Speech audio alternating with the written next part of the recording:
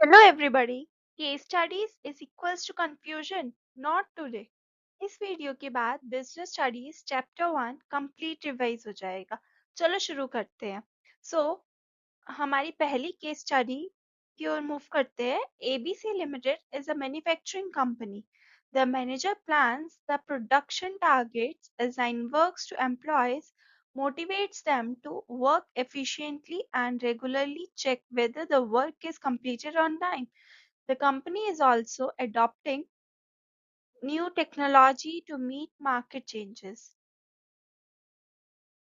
Question क्या कह रहा है? एबीसी लिमिटेड है, एक फैक्ट्री है जहां पे मैनेजर टारगेट डिसाइड करता है, एम्प्लॉयज को काम बताता है, उन्हें मोटिवेट करता है और टाइम टाइम पर चेक करता है।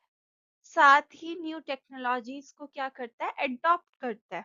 तो अगर इस केस स्टडी के लिए हमें रियल लाइफ एग्जांपल सोचना हो, तो सोचो एक स्कूल है, प्रिंसिपल ने एनुअल रिजल्ट जो है टारगेट फिक्स कर दिया, each and everything, and teachers को कंप्लीट सब्जेक्ट अलॉट हो चुके हैं कि कौन सा सब्जेक्ट कौन सा टीचर टीच करने वाला है।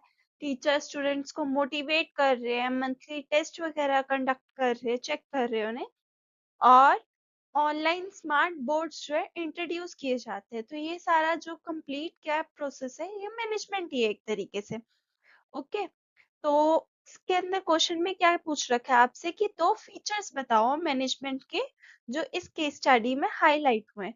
तो गोल गोल ओरिएंटेड है। गोल है कि प्रोडक्शन ने प्रोडक्शन टारगेट सेट कर दिया है। The manager plans production targets, तो फैक्ट्री ने प्रोडक्शन टारगेट सेट किया है। तो ये क्या हो गया? एक फीचर हमें क्या आइडेंटिफाई हुआ है कि feature of management is goal oriented. बिना गोल के मैनेजमेंट पॉसिबल नहीं है। ओके, कंटिन्यूस प्रोसेस है, प्लानिंग चल रही है, मोटिवेटिंग चल रही है, चेकिंग चल रही है, ये सारी चीजें जो है रेगुलर बेसिस पे होती रहेगी कंपनी में, किसी भी ऑर्गेनाइजेशन में। तो मैनेजमेंट एक दिन का काम तो नहीं है, कंटिन्यूस प्रोसेस है। न्यू टेक्नोलॉजीज को अडॉप्ट किया है उसने। तो न्यू टेक्नोलॉजी अडॉप्ट करी है, डायनेमिक है, मार्केट चेंज हो रही है, तो उसके हिसाब से वो मैनेजमेंट में भी चेंजेस ला रहे हैं अपने। ओके, फिर फंक्शंस है। Name the functions of management mentioned in the case. Okay, इसमें प्लानिंग है, प्रोडक्शन टारगेट बनाया है, ऑर्गेनाइजिंग है, वर्क डिस्ट्रीब्यूट करा, डायरेक्टिंग है, मोटिवेट और गाइड करा, कंट्रोलिंग है, चेक करा है कि काम सही से हो रहा है नहीं हो रहा। तो जहां पे भी आपको प्लान, असाइन, मोटिवेट, चेक दिखे, तो इसके अंदर planning, organising, staffing, directing, controlling, each and everything explain करके चलो। अब moving on to second question. Ria runs a small boutique. She decides what clothes to design, hires workers, guides them properly, and ensures that the final product are of good quality. She also keeps a check on expenses to avoid wastages. Okay, questions। हमने case study में क्या देखा कि रिया क्या कर रही है? Decide कर रही है कि क्या डिजाइन बनाना है, वर्कर्स को हायर कर रही है, उन्हें गाइड कर रही है, क्वालिटी चेक कर रही है, और फिर एक्सपेंसेस पे क्या कर रही है? कंट्रोल रख रही है। तो रियल लाइफ एग्जांपल सोच के चलो कि कोई भी होम किचन बिजनेस स्टार्ट कर रहा है, उसमें उन्होंने मेन्यू डिसाइड करा, हेल्पर्स को रखा, जो भी स्टाफ मेंबर है उनको रखा, उन्हें काम समझाया, टेस्ट और हाइजीन वगैरह का प्रॉपर चेक करा, वेस्टेज को क्या किया? अवॉइड किया, just like in this case study. Okay, तो इसमें which importance of management is shown by avoiding wastage. Wastage को अवॉइड किया जा रहा है, तो कौन सी इंपॉर्टेंस मैनेजमेंट की शो हो रही है?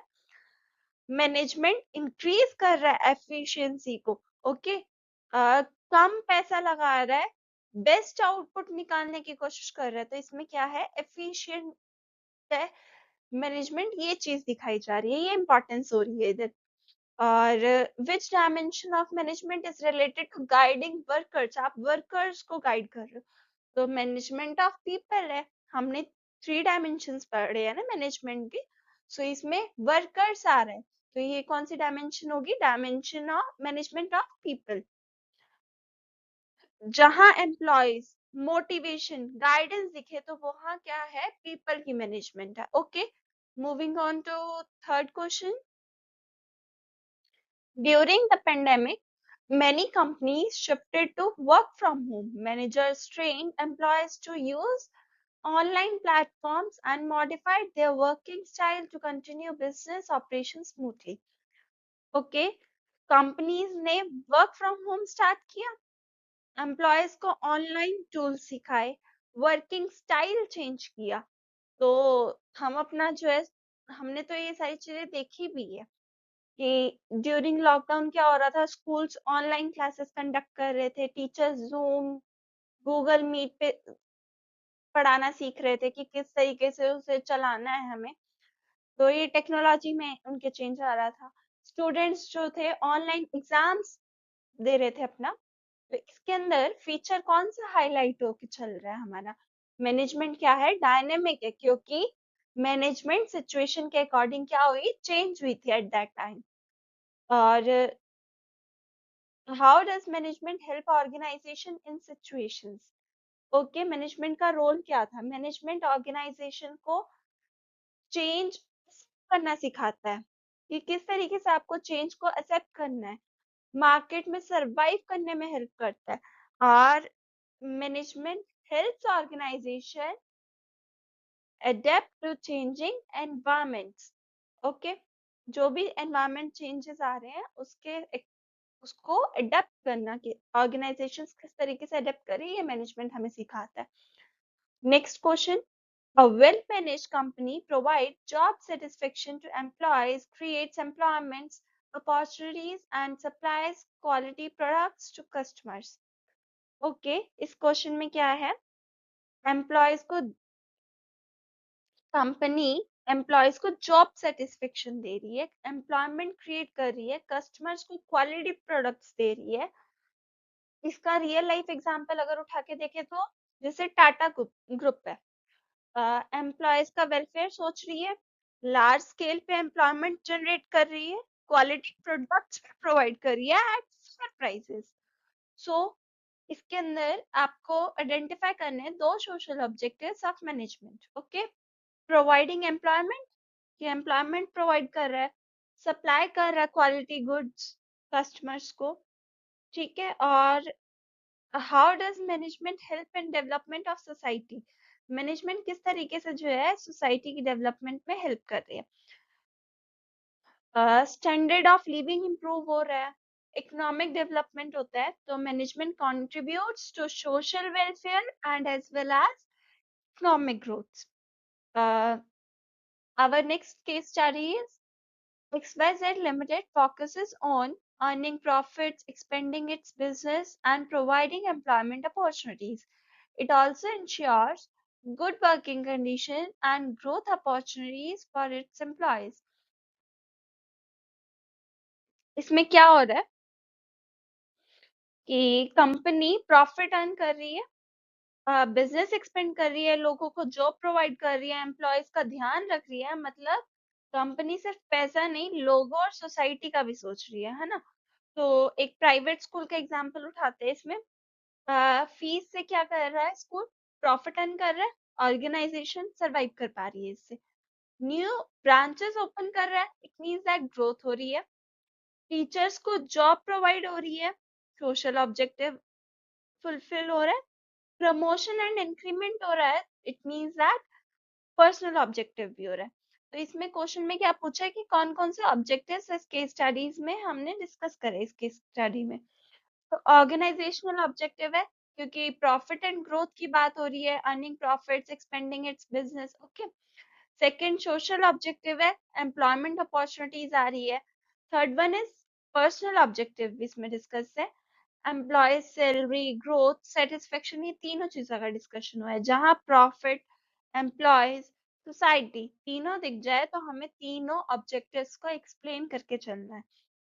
और दो, कोई भी दो ऑब्जेक्टिव्स ऑफ मैनेजमेंट जिसमें हाईलाइट हुए हैं उन्हें डिस्कस करने हैं। हाईलाइट तो तीनों ही हुए हैं, तो डिस्कस करने में प्रॉफिट ऑब्जेक्टिव उठा लो अपना, sorry organisational objective, company survive भी कर रही है, ग्रो भी कर रही है। पर्सनल ऑब्जेक्टिव, एम्प्लॉयज मोटिवेटेड रह रहे हैं। ओके, इसको डीपली एक्सप्लेन करके चलना पड़ेगा इसमें। सेकेंडली, व्हाट इज हैपनिंग, देखो इधर कीवर्ड्स पकड़ने हैं, like planning, guide, change, efficiency, direct concept लिखो। ओवर थिंकिंग बिल्कुल नहीं करके चलना। एंड सिंपल गोल क्या है इस केस स्टडीज का, कि हम जैसे ही केस स्टडी को रीड आउट कर रहे हैं तो एकदम से हमें टॉपिक क्या होगा आइडेंटिफाई होना चाहिए। Okay, moving on to six case study. A manager uses management principles while planning work but also applies his personal skills and creativity to motivate employees differently in different situations. Okay, wait a minute. हाँ जी। So इसमें क्या है? A manager uses management principles while planning work but also applies his personal skills and creativity to motivate employees differently in different situations. Okay. तो इसमें क्या है कि इसका सिंपल मतलब जो है, मैनेजर क्या है, मैनेजमेंट प्रिंसिपल यूज कर रहा है। और इट मींस दैट साइंस, जब प्रिंसिपल्स का यूज किया जा रहा है इट मींस दैट कि साइंस है इधर, management as an science. Situation के हिसाब से एम्प्लॉयज को अलग अलग तरीके से मोटिवेट कर रहा है, अलग अलग तरीके से यूजिंग डिफरेंट सिचुएशन। वो अपने एम्प्लॉयज को अपनी क्रिएटिविटी से क्या है, एम्प्लॉयज को मोटिवेट करके चल रहा है। इट मीन्स दैट इधर आर्ट का डिस्कस हुआ है, management as an art. Okay, इसमें यही पूछ रखा था कि कौन कौन से मैनेजमेंट कंसेप्ट हाईलाइट है, तो एज एन साइंस उस सिचुएशन के लिए, एज एन आर्ट दूसरी सिचुएशन के लिए। और why is management consider both science and art?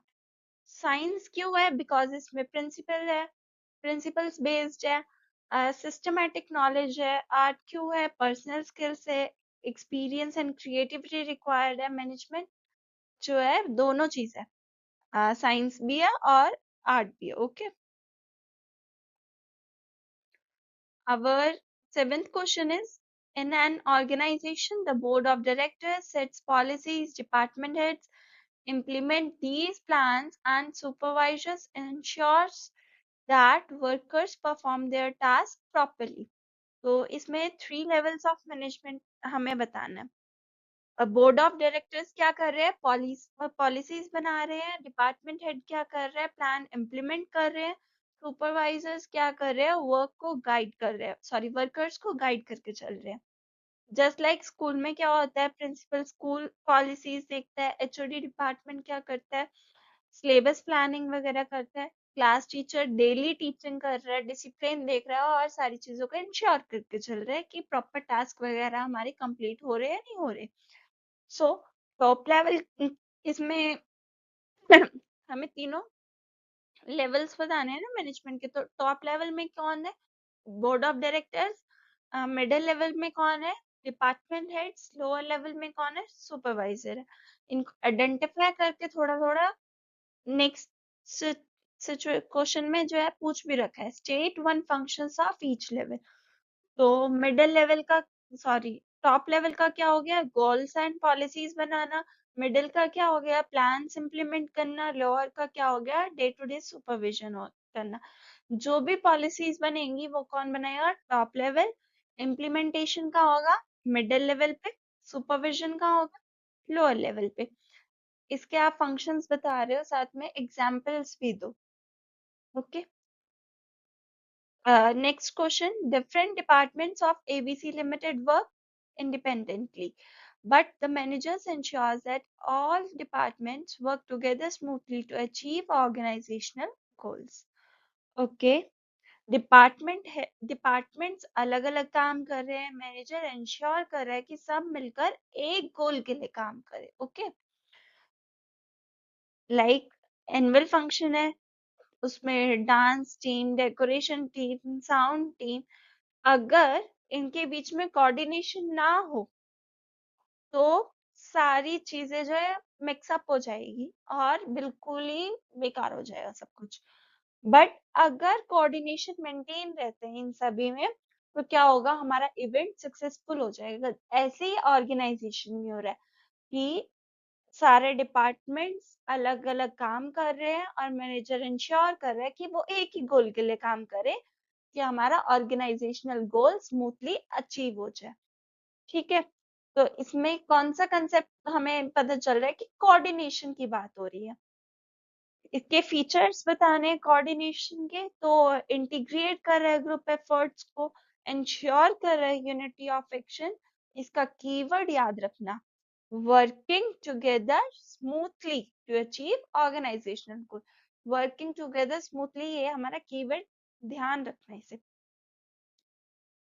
Next question है, during planning, organising, staffing, directing and controlling, managers at all levels ensure proper balance among various activities.